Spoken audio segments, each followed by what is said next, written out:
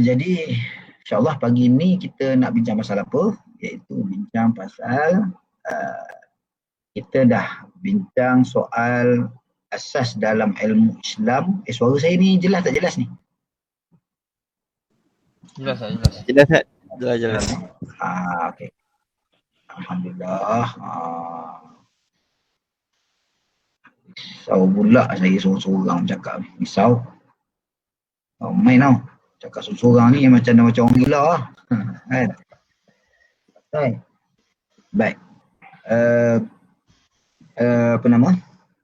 Kita nak bincang pada pertemuan yang lepas, kita dah bincang soal tentang pembahagian ilmu yang utama dalam Islam. Sebab kita nak kaitkan ataupun kita nak hubungkan antara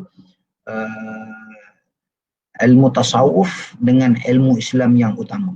Maknanya kat mana kedudukan ilmu tasawuf dalam ilmu Islam. Sebab kita nak menolak kejahilan ataupun kita nak menambah pengetahuan dan kita nak mengetahui bahawa ilmu tasawuf ni di mana duduk dia, kedudukannya di mana dalam Islam. Begitu. Itu jawapannya kita dah bincang dah pada pertemuan yang lepas. Kita dah tahu dengan beberapa ulama-ulama yang disebutkan dan beberapa perkara kenapa ilmu tasawuf itu datang kemudian sama dengan ilmu fiqh dan ilmu tauhid yang lain. So kita dah boleh nampak kerangka. Siapa yang agak orang yang tinggi imajinasinya, dia boleh buat kerangka lah, dia boleh buat lukisan. Sebab kalau saya ada whiteboard, saya boleh tulis. Biasanya kalau mengajar saya buat ni, first class macam ni, minggu pertama ni saya akan lakarkan dalam di whiteboard biasanya macam tu Tapi antum kena pandai-pandai lah buat nota sendiri dah besar belaka dah ni kan, 95 dah boleh kahwin dah. Okay. Baik. Yang pada pertemuan kita pada kali ini kita nak sebut sedikit tentang istilah kepada tarekat. Kita dah sebut tentang istilah kepada ilmu tasawuf. Kalau ada buku, antum boleh tengok sini daripada bab yang pertama dah dia bincang tentang asas pengenalan bagi ilmu tasawuf. Adapun bab yang kedua, pengenalan asas kepada tarekat. Apa itu tarekat? Dia ada pengenalan asasnya Jadi, kalau ilmu tasawuf tadi sebagaimana kita sebutkan bagi ilmu tasawuf itu ada 10 sumber. Kita dah sebut hari tu saya pergi sambil lalu supaya ada yang mungkin yang tercecer, dia boleh buat nota. Ada 10 perkara yang mesti ada dalam sesebuah ilmu. 10 perkara yang mesti ada dalam sesebuah ilmu. Maknanya apa sahaja ilmu yang kita pelajari mesti ada 10 perkara. Perkara asas dalam ilmu tersebut. Yang pertama, kalau ilmu tasawuf itu ialah ilmu itu sendiri dipanggil sebagai apa? Dipanggil sebagai ilmu tasawuf. Kalau disebutkan ilmu dalam bab apa? Ilmu fiqh. Macam itulah. Jadi yang pertama, ilmu itu disandarkan kepada apa? Tasawuf. Itu nombor 1. Ilmu tasawuf ini disandarkan kepada ilmu yang berkaitan rohani, tazkiyatun nafs. Saya dah sebut sebelum ni. Saya dah sebut lalu ni. Jadi yang kedua, dari 10, yang kedua tajuk atau topik kepada ilmu tasawuf ini membincangkan soal apa? Soal amalan-amalan hati. Amalan-amalan yang berkait dengan anggota hati. Orang tak panggil anggota hati. Senang saya sebut anggota hati ni, orang boleh faham Ataupun sebut hati, qalbun. Berkaitan amalan hati, amalan qalb. Yang ketiga, kalau kita belajar ilmu tasawuf ni, apa buahnya, apa hasilnya, apa kesannya? Kesannya ialah hati tadi akan dapat ma'rifatullah. Hati akan bersih dan dapat mengenal Allah Subhanahu wa taala. Kesan dia. Ringkas je. Yang keempat, iaitu apakah kelebihan istimewanya ilmu tasawuf ini? Ialah ilmu tasawuf ini bila tadi kesan tadi dapat makrifah, kelebihan dia dapat kenal Allah. Bila kenal Allah dapat sayang dan cinta kepada Allah. Mana kita jatuh hati dengan Allah Subhanahu wa taala. Tanda jatuh hati pada Allah Ta'ala, kita rajin beribadat. Tak beribadat, kita rasa gusar sangat. Seperti seorang kekasih yang lama tak jumpa kekasihnya, maka dia akan rindu pada kekasih dia. Kerinduan itu akan bertambah lagi bila mana dia jauh ataupun amalan-amalan dia jarang dibuat ataupun tak dibuat. Maka sayang dan kasih dia tadi bila bertemu dengan Allah Subhanahu Wa Taala dalam ibadahnya, maka berlinanganlah air matanya. Maka kalau siapa yang beramal, beribadat, ada unsur-unsur ini dipanggil orang yang sedang cinta, dilamun cinta kepada kekasih dia, iaitu Allah Subhanahu Wa Taala. Tapi kalau kita sembahyang boleh fikir yang bukan-bukan, itu maknanya sembahyang kita bukanlah sembahyang kita ni tak jatuh cinta. Yang kelima adalah apakah hubungan ilmu tasawuf dengan ilmu yang lain? Ilmu lain itu maksud apa? Ilmu fiqh dan ilmu tauhid. Jawapannya, hubungannya ialah ilmu tasawuf ini ialah ilmu yang menyempurnakan iman dan Islam. Menyempurnakan iman dan Islam. Ilmu tasawuf ataupun ihsan ini menyempurnakan Islam dan iman seseorang. Bertambah murni dia. Kerana apa? Kerana amalan-amalan ilmu tasawuf ini berkaitan dengan rohani, yakni qalb. Maka bila qalb bertemu dengan jasmani, rohani bertemu dengan jasmani, maka lengkaplah sesebuah amalan. Faham Ada orang beramal fizikal sahaja, jasmani sahaja beramal, rohani tak beramal, ataupun rohani ni ke laut, sembahyangnya ingat ke lain, bukan ingat Allah Subhanahu Wa Taala. Maka dia tak panggil sebagai ada hubungan dengan ihsan, ada hubungan dengan tasawuf. Orang yang ada hubungan, orang yang mempunyai, orang yang sembahyangnya sempurna, dia sembahyang pada fizikal dan jasmaninya sempurna dengan 13 rukun tadi, maka dalam rukun ataupun dalam ihsan juga merasai Allah Ta'ala melihat dia juga, menyempurnakan kedua-duanya, menyempurnakan Islam dan imannya. Boleh Yang keenam adalah pencipta ilmu tasawuf, of course Allah Subhanahu Wa Taala. Dan bila Allah Subhanahu Wa Taala yang mencipta ilmu ini berdasarkan dalil hadis yang saya sebutkan sebelum ini, dah tentu Nabi SAW adalah pengamal yang paling utama. Jadi pencipta kepada ni Allah dan Rasul lah. Allah yang cipta, Rasul yang buat. Kenapa sumber ilmu tasawuf ini disebutkan dalam Al-Quran? Contoh saja, kita ambil contoh dalam Quran, qad aflaha man tazakka wa dzakara isma rabbih qad aflaha man tazakka wa qad khaba man dassaha. Jadi ayat Quran itu menyebutkan maka qad aflaha man, maknanya bagi orang berjaya orang yang sibuk dia menyucikan hatinya, dan sangat rugi bagi orang yang tidak menyucikan hatinya. Maknanya mensucikan hati ini ilmu tasawuf. Maka Allah perintahkan kita untuk sucikan hati kita. Maka Allah lah yang menjadi pelopor kepada ilmu ini. Maka ini adalah syariat Nabi Muhammad sallallahu alaihi wasallam. Baik. Yang ketujuh iaitu tentang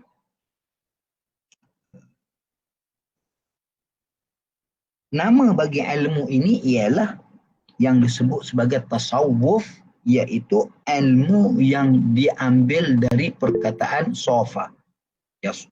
Sofa ataupun disebut sebagai sufi ataupun sofa, bermakna bersih.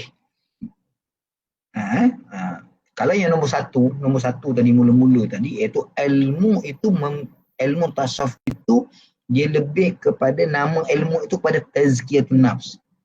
Faham Jadi kalau yang ini nama bagi ilmu itu tasawuf yang diambil daripada sofa, yakni suci, maknanya suci, maknanya suci ataupun qalbuhu, sofa qalbuhu, bersih hati dia, begitu ataupun sufi. Sufi itu maknanya bersih. Kalau kita kaitkan dengan orang, maka orang itu orang sufi, orang yang membersihkan hatinya. Sebab itu dikata tasawuf ataupun ulama tasawuf dipanggil sufiyah ataupun sufi. Makna ulama yang duduk dalam ulama yang pakar dalam bidang tasawuf. Baik. Yang ke-8 sumber ilmu tasawuf itu of course Quran, Sunnah, ijma' ulama sebagainya. Yang ke-9, apakah hukum mempelajari ilmu tasawuf? Hukumnya sama dengan mempelajari ilmu fiqh, sama juga dengan belajar ilmu akidah, ilmu dan ihsan. Ihsan itu tasawuf, maka hukumnya wajib, yakni fardu ain. Fardu ain, wajib kita belajar. Kenapa? Kerana kita nak membentuk rohani. Bagaimana kalau kita dalam kehidupan kita, kita meninggalkan tentang rohani, maka banyak sangat lompangnya. Jadi begitu. Maka ilmu tasawuf ini adalah hukumnya fardu ain, wajib belajar. Nak membetulkan hati kita. Baik. Saya pergi itu sebentar lalu. Okey, kita pergi kepada pengenalan asas kepada tariqah. Soalannya, apa itu tariqah? Saya dah sebutkan sebelum ini beberapa poin-poin yang saya dah sebutkan kepada antum tentang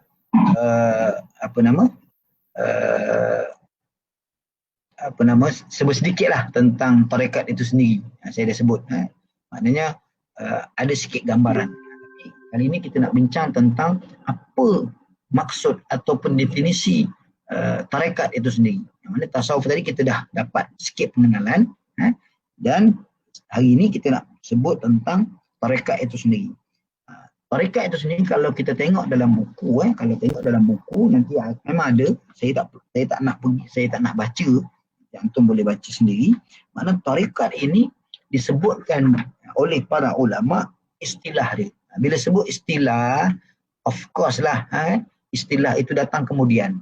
Apa saja istilah di dalam ilmu-ilmu Islam ini, boleh dikatakan kebanyakannya semua datang selepas daripada kewafatan Nabi SAW. Jadi tak jadi persoalan mengatakan istilah ni tidak ada zaman Nabi dan sebagainya. Itu tidak boleh diperbalahkan. Kerana perkara ini memang dah maklum kepada semua orang. Okay. Iaitu yang pertama, apakah definisi kepada tariqah? Tariqat ini dalam bahasa Arab, tariq bermakna jalan. Tariqah, tariq itu muzakkar, tariqah itu muannas. Jamaknya turuqun. Turuk sufiyah, jalan-jalan orang-orang sufi, jalan-jalan orang sufi, jalan-jalan orang yang mempelajari ilmu tasawuf. Tu boleh juga terjemah macam tu. Tu turuk sufiyah, jalan-jalan, turuk kan jamak dia. Adapun disebutkan sebagai tariqah, yakni jalan, ada dalam kitab ini, buku ini disebut contohnya dia kata tariqatul isti'mal. Apa maksud tariqatul isti'mal? Iaitu cara atau panduan penggunaan. Maknanya kalau kita beli barang, kemudian ada buku panduan kan. Buku panduan itu dalam bahasa Arab dipanggil, buku panduan itu dipanggil tariqatul isti'mal. Cara-cara nak menggunakan. Sebab kita nak bagi faham apa maksud tariqah ini. Cara-cara, kaedah, gaya, apa lagi? Metode. Orang Indonesia lah metode. Ataupun kalau kita boleh ambil contoh tariqatuddin, jalan agama. Ataupun kita katakan tariqatul qaum. Apa ni dipanggil jalan bagi jalan bagi kebiasaan kaum. Maknanya kalau kita pergi ke negara yang banyak kaum, ataupun Malaysia pun ada contoh kita pergi Sabah atau Sarawak, tariqatul qaum, orang kata kenapa dia buat macam tu tariqatul qaum, ini cara dia lah, cara budaya dia lah, cara orang dia, cara bangsa dia. Ni nak maksud kat sini ialah apa maksud tariqah ni. Tariqah ini maksudnya cara, kaedah ataupun panduan ataupun metode ataupun metod. Boleh faham nanti dalam buku ada. Okey, apa dalilnya tariqah itu di dalam Al-Quran? Ada tak dalil Quran, dalil hadis mengenai tariqah? Kalau kita melihat kepada literalnya apa? Kepada perkataan, direct kepada perkataan tu. Alif, lam, ta, ra, ya, qaf, ta, marbutah. At-tariq ataupun at-tariqatu. Dalam Quran ada tak? Dalam hadis ada tak? Jawapannya ada. Maknanya kalau orang tanya, ada tak at-tariqah ini dalam dalil dalam Quran dan Sunnah? Jawapan ada. Dalam buku ada, saya letak dalam buku. Ini kita sebut begitu aja. Contohnya dalam surah Al-Jin ayat 16. Surah Jin ayat 16. Allah Ta'ala sebut wa allaw istaqamu ala tariqati. Siapa yang ada handphone, siapa yang ada, boleh search ayat surah Al-Jin ayat 16. Wa allaw istaqamu ala tariqati la asqainahum ma'an ghadaqa. Yakni bahawasanya jika mereka tetap di atas jalan itu. Tariqah itu kat sini dia terjemah sebagai jalan itu. Jalan apa? Jalan agama lah. Dan bahawasanya jika mereka itu menetap. Istiqamah. Allau istaqamu. Istaqamu maknanya tetap. Dalam jalan-jalan itu, dalam agama itu, benar-benar kami akan memberikan minuman kepada mereka itu dengan minuman yang segar lagi banyak. Maksudnya apa?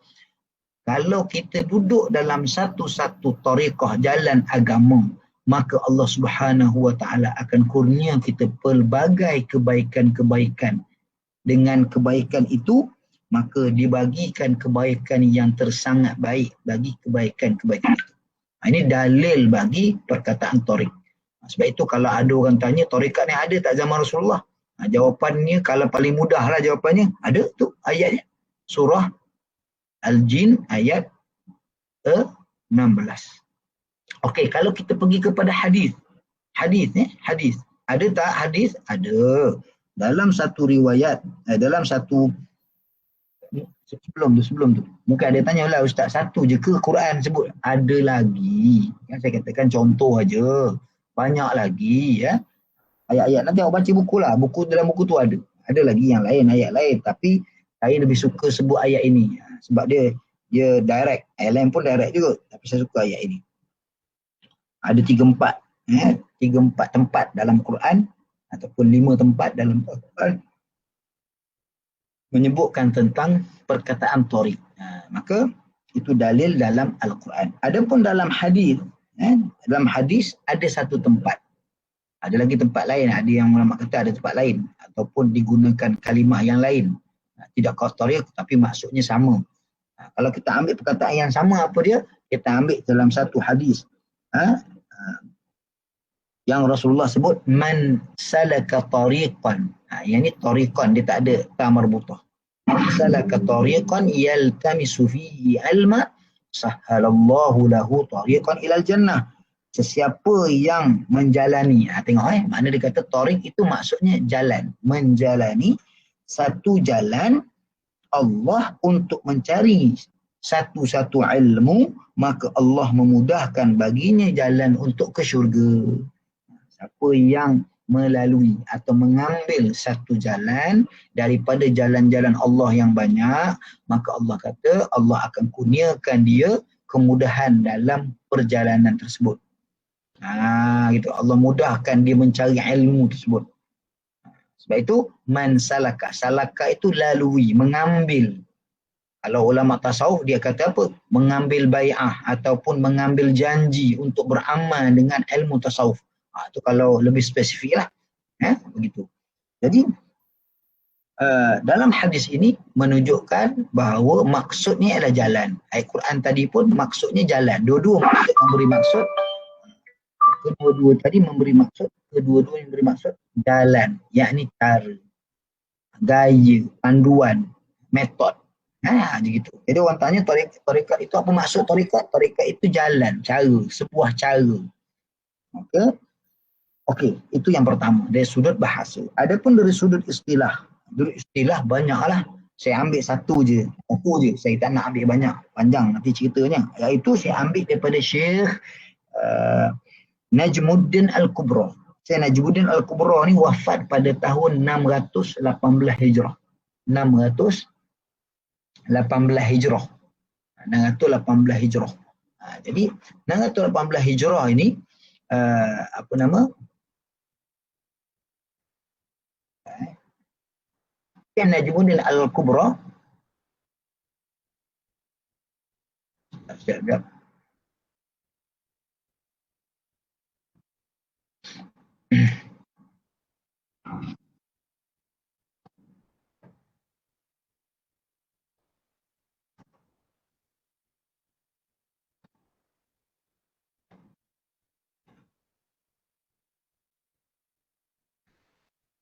Sekejapnya boleh sekejap. Boleh sekejap Sekejap. Saya ni kat rumah ada orang datang sekejap. Sekejap.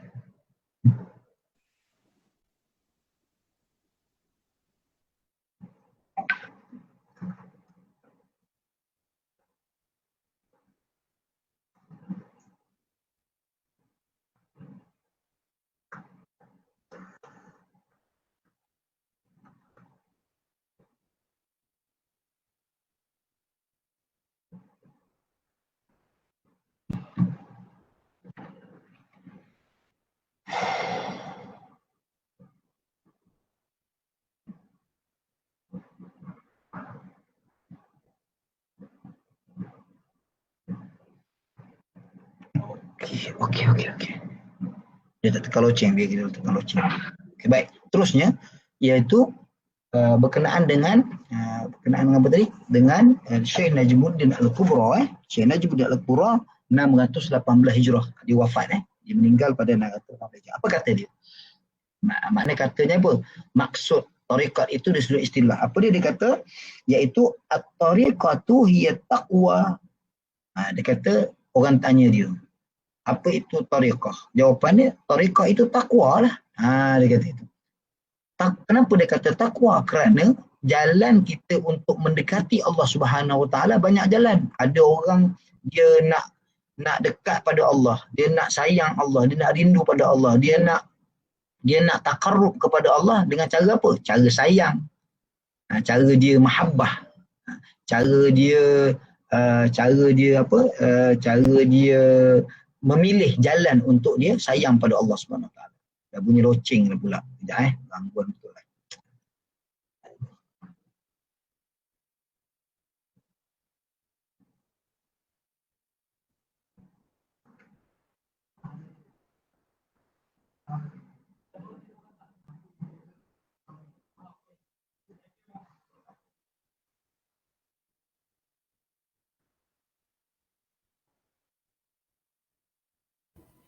Faris.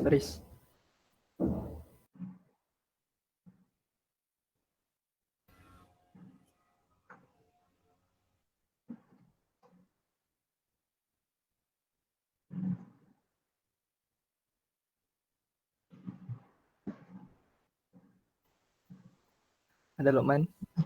Okey. Terusnya jadi dikatakan at-tariqah itu apa maksudnya? At-tariqatu bermakna takwa. Maknanya salah satu jalan untuk hampir pada Allah ialah maksudnya takwa. Mungkin kalau dia tanya ulama lain kata dia tak sebut takwa, mungkin dia sebut mahabbatullah. Mungkin dia sebut apa nama as-salah. Mungkin dia tanya ulama lain apa dia salawat. Contoh.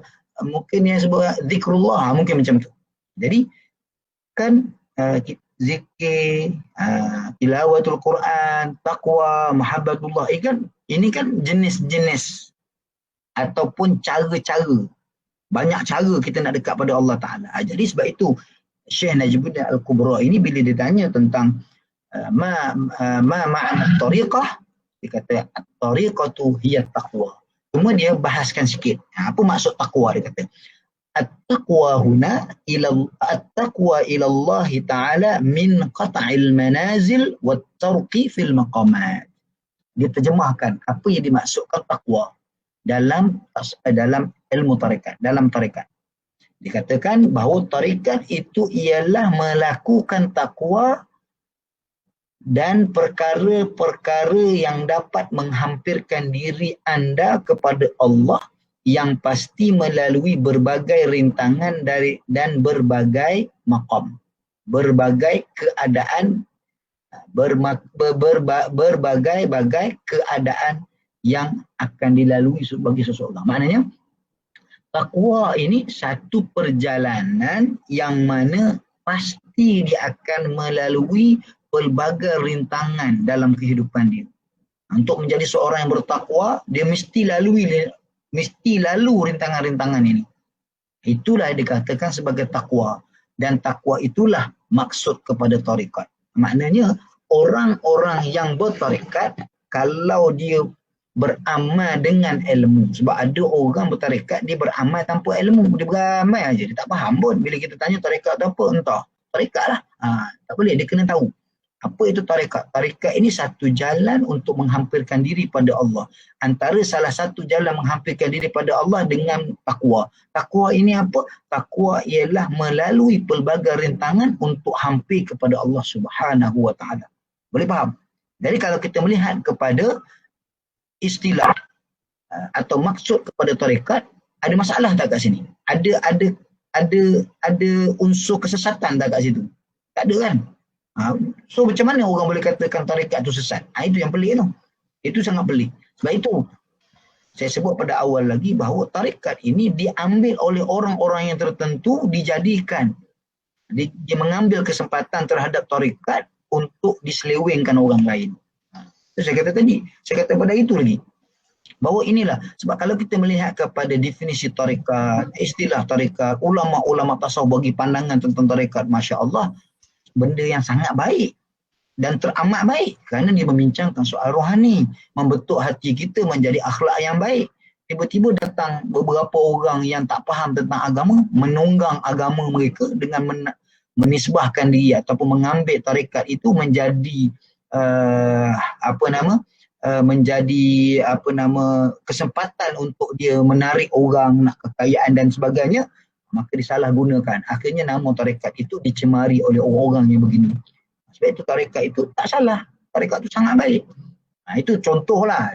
Banyak lagi istilah-istilah yang diberikan oleh para ulama. Okay, saya tak nak baca semua. Okey, setakat itu ada soalan tak? Sebab kita dah nak setengah jam dah. Kita dah lebih dekat setengah jam dah kita bincangkan. Ada soalan tak? Dia sebenarnya dah habis di sudut itu. Sebab kita nak pada pertemuan hari ini kita nak hanya bincangkan tentang pengenalan asas kepada apa itu ilmu tarekat. Cuma kalau saya nak masukkan satu lagi. Disebutkan oleh beberapa ulama. Diringkas kat sini. Banyak ulama memberi nama kepada tarekat ini. Ada ulama dia letak tarekat ini sebagai ilmu pula. Dia kata tarekat ni disiplin ilmu pula.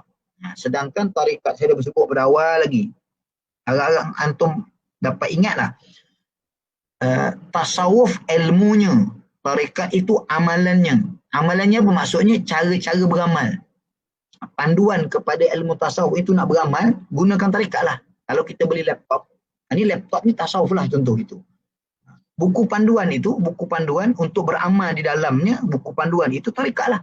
Maka kita tak akan boleh menggunakan laptop tanpa kita mengetahui panduan penggunaan laptop. Faham tak? Jadi, sebab itu, tarekat itu sangat penting. Yang menjadi kepelikan, orang belajar tasawuf tanpa tarekat. Ini pelik.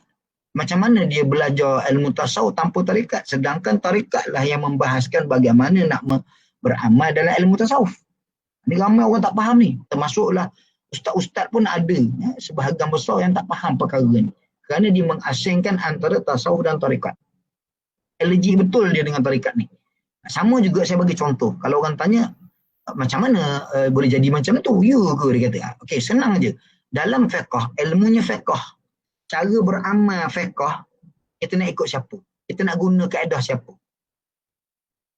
Melalui mazhab. Contohnya kita nak wudu. Bukan boleh main wudu. Tengok Quran, tengok hadis kita berwudu. Tak boleh. Malahan ada ulama mengatakan haram pula. Kita baca hadis, baca Quran, kemudian kita follow je macam tu. Tak boleh. Sebab kita mana faham ataupun kita tak nampak. Contoh Nabi kata, sallu kama ra'aitumuni usalli. Nabi cakap macam tu. Kita baca, sallu, semayanglah kamu sebagaimana aku semayang. Soalannya kita tak nampak Nabi nak semayang. Kita tak pernah nampak Nabi semayang. Macam mana kita nak buat macam Nabi semayang? Faham tak? Jadi, mesti ada ulama yang mengambil dia sampai kepada sahabat bagaimana ulama tu cerita. Semayangnya angkat takbirnya begini. Maka ulama itu mazhabnya di mana? Contohnya mazhab Syafi'i. Maka kita ambil mazhab Syafi'i, cara-cara dia. Ini dikatakan cara-cara ini dipanggilkan sebagai tariqah. Tapi dalam fiqh dia tak panggil tariqah, dia panggil mazhab. So, jadi dalam tasawuf, yang beramal kepada ilmu tasawuf tadi, cara nak beramal, Tarekah. Sama saja dengan mazhab. Bermakna kalau siapa yang berfiqh tanpa mazhab, sama juga orang yang bertasawuf tanpa tarekat. Sama je hukum dia. Macam mana awak beramal? Macam mana kita beramal tanpa dengan cara? Mana boleh? Menghentam kromo je tak boleh. Saya bagi satu contoh lah. Dalam ayat Quran tentang ambil wudu. Kita pun baca Quran. Akhirnya kita jumpa. Allah ajar kita ambil wudu. Basuh kepala, basuh tangan. Soalannya, ulama berbeza pandangan. Apa yang dimaksudkan dengan basuh tangan? Tangan dekat mana? Yang dimasukkan tangan mana? Ada yang kata sini sampai sini tangan. Betul? Terus kita ambil wudu kat mana? Sampai ke sini je. Betul kan? So, siapa yang cakap sampai sini? Ulama lah yang cakap. Yang dimasukkan tangan daripada siku sampai ke ujung jari. Ini ulama kata. Oh dah, tangan ni. Betul tak? Ni nak kata apa? Ni nak kata apa? Ustaz, ni kaki Ustaz. Memang ada masalah ada orang tu. Jadi, kenapa tak ambil wuduk sampai ada bahu? Tapi Ustaz, kan tadi kalau saya tanya, kalau awak beramal dengan Al-Quran direct, okey, dia kata basuh tangan. Sekarang ni ambil wuduk, awak basuh macam mana? Dia pun basuh sekarang ni. Siapa cakap sama ni? Tangan sama sini, basuh sama sini ya. Tak, saya, dia mula dia buka. Saya, ada ikut siapa? Mulalah. Akhirnya dia akan terperangkap juga. Dia kata, oh saya ikut mazhab Hanafi, mazhab Maliki. Contohnya, Imam Maliki kata, bila sebut Imam Maliki saja, dia dah pergi kepada cara-cara. Kerana cara yang ditentukan oleh Imam Malik ataupun imam-imam yang lain yang dimaksudkan sebagai tangan tu bermulanya dari mana kepada mana. Begitu juga dengan kepala. Kita basuh kepala. Dalam mazhab kita yang banyak, ada 4 cara. Basuh penuh, ada yang ulama dia basuh begini, penuh. Dia ambil air tu, dia basuh macam ni.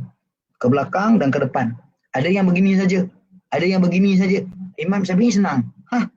Okay. Sekadar yang penting rambut, kata Imam Syafi'i. Tak payah nak kira lah 3 helai. Orang kita senang 3 helai Ustaz. Dia pandai-pandai lah buat 3 helai. Maka begini saja. Maka keempat-empat imam ni memberi cara yang berbeza-beza. Yang penting sapunya di kepala. Jangan pula sapunya di siku. Masuk ayat ni sapu kepala bukan masuk kepala, siku. Itu memang bid'ah. Masuk api neraka. Sebab Nabi kata sapu kepala ni bukan kepala. Ini kepala dia lah yang cakap. Faham tak? Jadi faham tak kat sini? Jadi kalau orang katakan tarekat itu benda yang sesat, sama juga mazhab sesat lah kalau gitu. Mazhab fiqh pun sesat lah kalau gitu. So jangan cakap sembarangan tanpa ada ilmu. So hari ni kita belajar supaya kita faham sungguh apa yang dimaksudkan sebagai ilmu tadi, apakah platform untuk beramal dengan ilmu itu. Dengan kalau tasawuf namanya tarekah, kalau fiqh namanya mazhab, begitu dengan tauhid namanya ada mazhab. Abu Musa Abu Hasan Al-Ash'ari dengan Abu Mansur Al-Maturidi. Boleh faham kat situ. So agak benda ni faham lah ni. Ini benda asas ni. Yang kita belajar bab 1, bab 2 ni benda sangat asas. Kalau antum tak faham yang ni, jangan cerita lah yang dalam-dalam lagi tu. Ini benda yang asas. Dan benda ni jadi polemik dalam masyarakat kita. Kepahaman ini yang tak dipahami dengan betul. Dia main agak-agak. Tak boleh dalam ilmu tak boleh agak-agak. Dia mesti yakin. Mesti belajar dan yakin. Okey? Boleh faham. Jadi kesimpulan saya adalah dalam bab pengenalan asas kepada tarekat, tarekat ini juga diberi nama sebagai nama yang lain. Apa dia?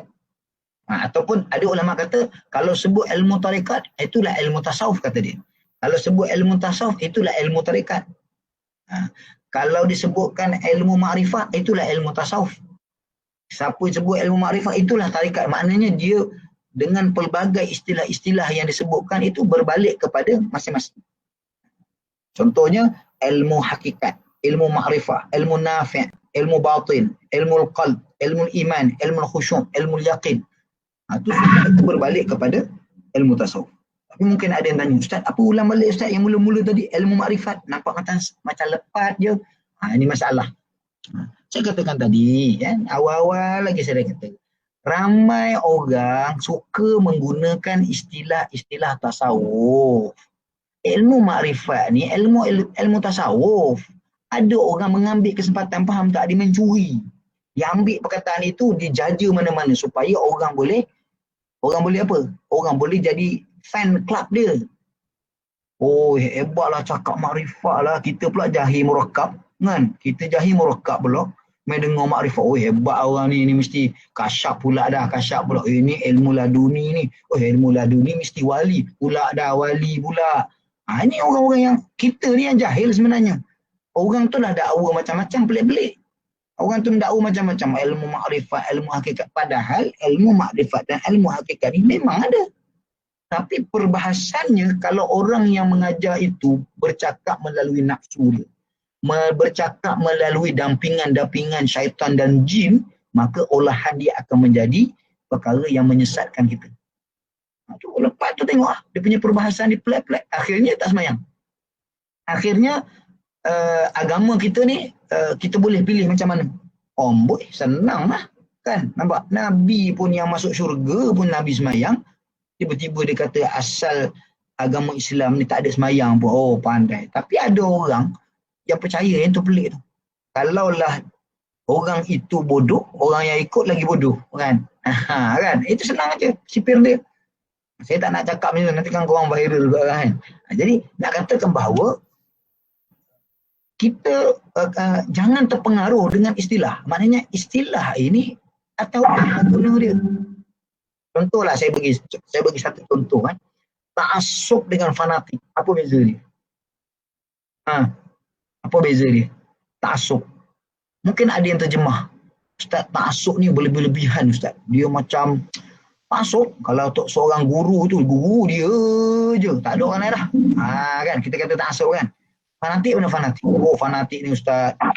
Dia kalau dan dia buat, memang dia tak ada lah. Tak berganjak langsung. Fanatik betul dengan game dia. Kita ke arah ta'assub dan fanatik ni lebih kurang sama. Perkataan ta'assub dan fanatik ini adalah ke arah kepada negatif. Ada tak imbal perkataan yang lebih baik? Ada? Contohnya khusyuk. Khusyuk ni seolah-olah dia khusyuk ini lebih kepada khusyuk ni positif. Mana ada orang pandang negatif? Contohnya Nabi SAW bila dia semayang bengkak-bengkak kaki. Boleh tak kita kata Nabi semayang ni fanatik semayang sampai bengkak kaki? Boleh tak macam tu? Boleh. Apa istilah paling tepat? Nabi semayang khusyuk. Betul tak? Ini dia panggil istilah. Baik itu saya katakan jangan kita bermain dengan istilah kalau kita tak faham. Jadi ada orang di kalangan dah lah kau tak baca buku, belajar pun tak belajar, masuk kelas pun tidak. Apa lagi? Asyik Google dengan YouTube aja. Akhirnya ilmu YouTube dengan Google. Akhirnya setan masuk. Bila setan masuk, orang berbicara tentang benda istilah, dia pun sibuk masuk jadi netizen. Jadi mufti jadian. Jadi mufti jadian. Ini aja berlaku masalah dalam masyarakat kita. Jadi tujuan kita belajar hari ini adalah nak mengelak kita daripada kejahilan. Alright? Itu saya nak beritahu. Habis kat situ. Cukuplah untuk kita pertemuan kita pada hari ini. Ada soalan? Kita raikan beberapa soalan. Kalau ada soalan, kalau tak ada kita boleh kalah.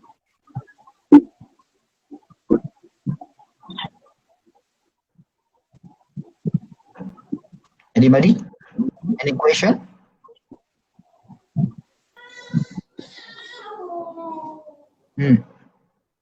Tak ada? Tak ada, Ustaz. Tak ada. Bagi 2-3 minit lagi. Kalau siapa saya nak rekod kehadiran je.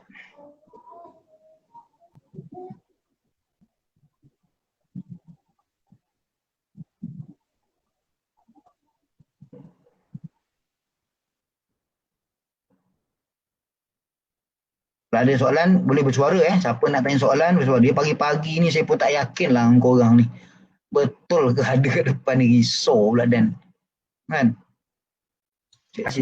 Bulan ni tengah jadi cashier 7E ke duduk buka online.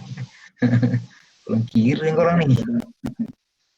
Ala kulli hal dengar lah kan. Ala kulli hal kita pun tak boleh nak cakap apa lah kan.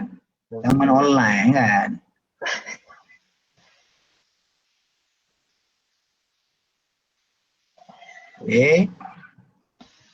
Macam. Saya bagi beberapa minit lagi. Pula.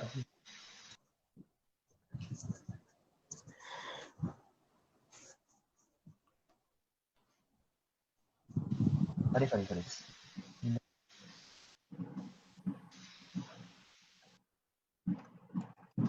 Ada yang tanya ke? Tak ada yang tanya. Oi, hebat betul pertemuan pagi ni. Semua faham ilmu laduni ke apa korang pakai. Tak tahu nak tanya apa. Tak tahu.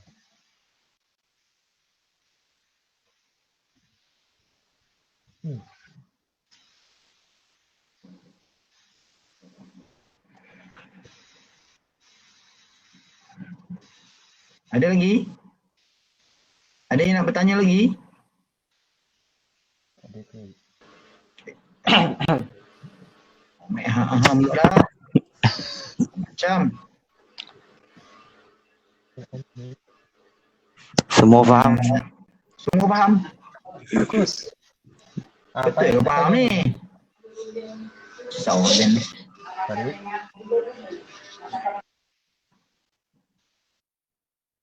Sekejap. Bagi saya rekod dulu rekod kehadiran dulu sekejap.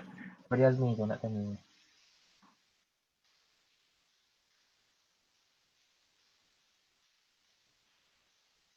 Sorry.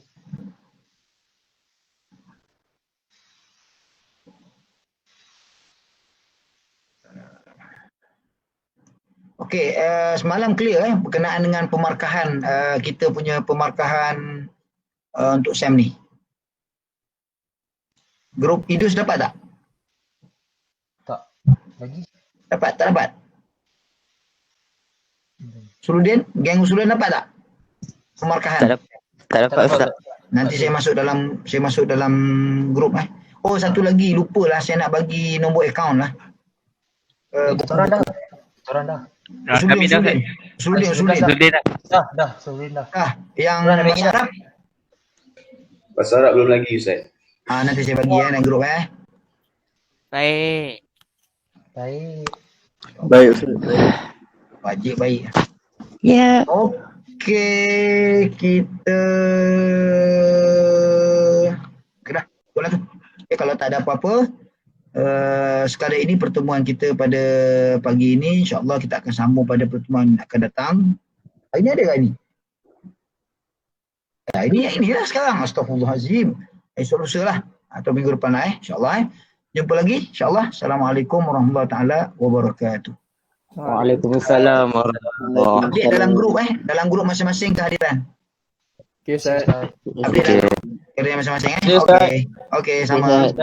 Terima kasih Ustaz. Assalamualaikum. Sama. Ya. Ramai orang pun dalam ni punya. Ada suara. Ingat Eden cakap tu 3-4 orang je. Terima kasih Ustaz. Sama. Syukran Ustaz. Apa Sudah. Harapan Ustaz.